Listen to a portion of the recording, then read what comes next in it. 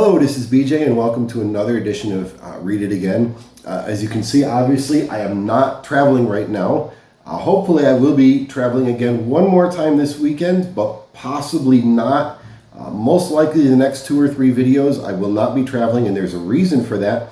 I'll get to that in a minute, but I did notice one thing. It seems to be there's this unwritten rule on BookTube that you're supposed to film indoor videos in front of your library. So, oops, there you go. There's my library. I am what I would call a digital nomad. I travel around a lot. I'm moving a lot. I'm having to fly fairly frequently. And because of that, I've basically over the last 6 or 8 years, my life has been 2 suitcases. Anything, like when it's time to move or when that time comes, anything that I own that cannot fit within 2 suitcases and does not fit within the weight regulations those suitcases are allowed, I just don't keep it. I can't keep it. I'll sell it. I'll give it away. I don't have it. My life has to fit inside 2 suitcases, and those suitcases cannot be too heavy. And books are heavy. Funny story with that. I actually, a long time ago, I believe it was 2003 or 2000. Yeah, it was 2003. I was moving from the Midwest back to the New York area, and I was going to be working in Long Island. And I packed my car with all the books that I owned. Now, at that time, I probably owned more than 500, maybe about 700 books. And so I had probably 8 or 9 roughneck things. They were in the back of my back seat of my car, and also completely packed my trunk with books. Now, this made my car obviously barely, if I hit a bump, there's sparks coming out of the back of my car. I was running that low to the ground. And to get to Long Island, I had to travel through New York City. Now, this is a couple of years after 9/11, and at that moment in time, New York City was actually on like a condition orange, which means they were at a higher terrorist threat alert. The police were extra observant of what's going on. And in driving through New York City with a low-riding car like that 3 times, in just the space of going through New York City, 3 times, I got pulled over by police, and they're going through all of my books, and they're going through everything I own, looking for my bombs. So obviously I did not have bombs. They didn't realize that books are far more dangerous than bombs can be. So they let me go. And I was able to get through that. But I just think it's humorous. And whenever I think of how heavy books can be, there is that. But another thing, before I moved to Turkey, like I said, I had to, when I was first moving to Turkey in spring of 2015, I had to combine my life down into two suitcases pretty much for the first time in most of my life that I had to do that.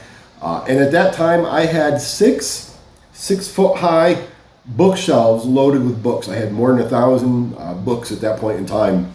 And I spent 3 or 4 months giving away any book I could match up with any person that I could think of. I was giving away my books, but it still came down to the point, this is crunch time, I gotta go. So I gave my library 17 boxes, we're talking good sized boxes worth of books that I had to give away. It's probably the saddest, not the saddest, there's some other moments in my life. But it was a very sad moment in my life that I had to give away all those. Since that time, now my life is digital, and I have literally a couple thousand books on this and on my computer that I'm using. Everything I read is digital. So don't ever tag me for any of those. What's your favorite hardcover? Do you prefer paper? No, I prefer digital. I own 3 books. One of those is the Bible. The other 2 are Brandon Sanderson's Way of Kings. One of those is in English and one is in Turkish. Those are the books that I own. So this is my library.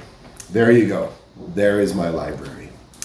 Anyways, like I said, I do have to travel a lot, and I am traveling this in 2 weeks. Actually, literally 2 weeks from today, I will be getting on a plane traveling from Gaziantep to Izmir, which historically Smyrna. You might happen to know another booktuber who lives in that area. But I won't have any time to visit because I'm just there for a layover. Then I'm traveling from Izmir to Tel Aviv. Once I get out, land on the plane in Tel Aviv, go through customs, I will be getting on a bus to go to Jerusalem, and then I'll be getting picked up to drive a little bit farther from Israel into Palestine to work in Bethlehem. And for 2 months this summer, I'm going to be working with Bethlehem Bible College. I'll be working there, helping teach English to the kids, to a summer program that they're going to be doing. That'll be a few days a week, and then the other few days I will have to do tourism. So they're basically giving me a place to stay. I work for them a little bit, and then I have the summer to travel Israel, and the summer to travel Galilee and the West Bank and that whole area. So I have a lot of really good ideas for where I'll be filming when I get there. But unfortunately, because of that, I won't be able to do much filming before I go. So that's my itinerary, my plans for the next couple months. Since I'm here, I do want to read a little bit from a book that I'm reading. Now, normally I want to review classics, and I want to review the books that have really stood the test of time, like I said in video one. This is not a book that has stood the test of time yet. It is really good, but it actually came out this year. So this is not a book normally like that. But this book is called The Life We're Looking For. It's by Andy Crouch. It's a nonfiction, but it's very good and it's very readable. And in the book, he's talking about a lot of different comparisons and contrasts. One of those contrasts he talks about is machines that enhance our abilities versus machines that promise us superpowers.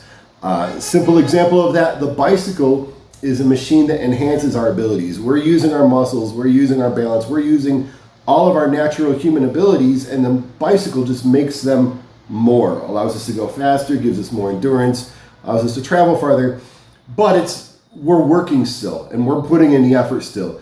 The machine that promises us superpowers would be a car. When you're getting in the car, you're not working, you're not using your muscles. There's some brain in that, but mostly the car is giving you a superpower. You're sitting back and allowing the car to do the work, and it's promising to do work beyond what would normally be considered human abilities. No car ride that you ever get in is going to make you healthier. No car ride is ever going to leave you as fulfilled or as give you a sense of accomplishment like a good bike ride would. And those are the two contrasts that he's talking about between machines that help us and machines that promise us superpowers. And he's talking about how superpowers usually they promise us more than they deliver. And they promise us a better life, but they don't really deliver for us a better life. Now, a car is probably a poor example of that because you can travel in a car to visit your family or to go long distances and see people you wouldn't normally see and do things. So that does give you better.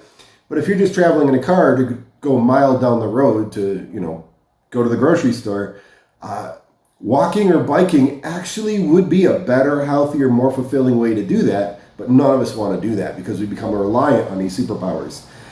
Some other superpowers like Facebook are far worse. And Facebook promises this superpower to be able to connect and communicate and to stay in touch with people on the far side of the world.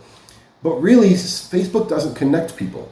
And Facebook isolates people far more than it connects. And it promises this great thing.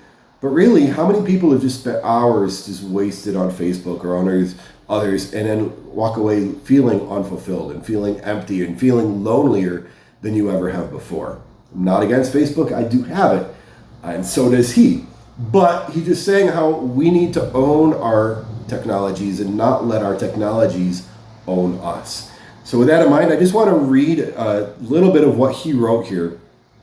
The defining illness of our time is metabolic syndrome, the chronic combination of high weight, high cholesterol, high blood pressure, and high blood sugar that is a hallmark of an inactive life.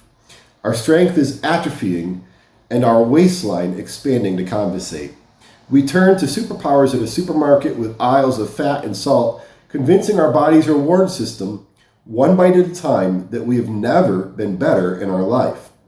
The defining emotional challenge of our time is anxiety, the fear of what might be instead of the courageous pursuit of what could be. Once we lived with an allness of heart, with a boldness of quest that was too in love with the good to call off the pursuit when it encountered risk. Now we live as voyeurs, pursuing shadowy vestiges of what we desire from behind the one-way mirror of a screen, invulnerable but alone. Skipping down. We have not only lost a great deal of our souls, we have also lost much of the world as well. We are rarely overwhelmed by the wind or the rain or the snow. We rarely see, let alone name, the stars. We have lost a sense that we are both at home and on pilgrimage in the vast mysterious cosmos, anchored in a rich reality beyond ourselves. We have lost our souls without gaining the world. So it is no wonder that the defining condition of our time is a sense of loneliness and alienation.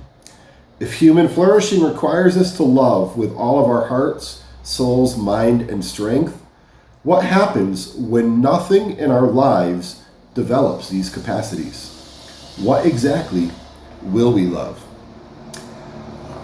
Just something in there just kind of grabbed me, and a lot of really good stuff in this book. But I just wanted to read that for you and now encourage you to not let your technologies own you, but instead own your technologies.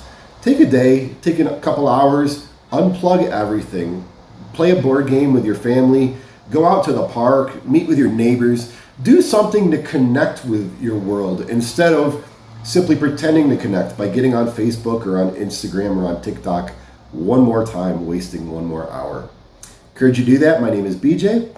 Read it again.